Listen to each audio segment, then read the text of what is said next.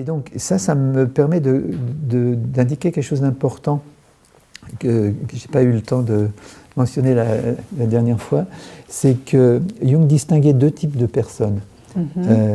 Puisqu'il ne comprenait pas pourquoi ça n'avait pas marché avec Freud, par exemple, et pourquoi Aristote et Platon ne pouvaient pas s'entendre, etc.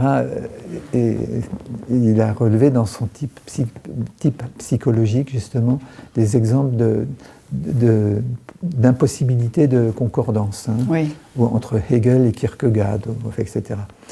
Et il disait qu'il y a des gens qui sont tournés vers l'extérieur naturellement, qui ont besoin d'un cadre extérieur solide.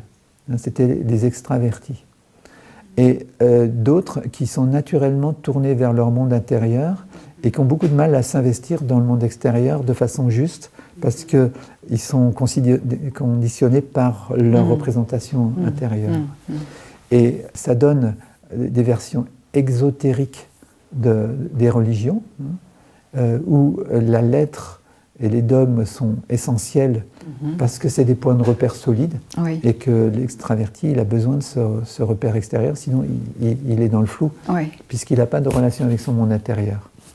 Donc qu'est-ce qui est vrai, qu'est-ce qui est réel? Ce qui explique qu'il y a une partie des croyants dans différentes religions qui sont attachés aux dogmes et qu'il faut respecter parce que sinon ça les déstabilise. Oui, ça sécurise d'avoir du dogme à l'extérieur. Le problème, c'est qu'ils sont incapables de comprendre la démarche des introvertis. De même que les introvertis sont incapables de comprendre la démarche des extravertis. Et les introvertis, par contre, ils ont besoin de réinterpréter les dogmes selon leur expérience.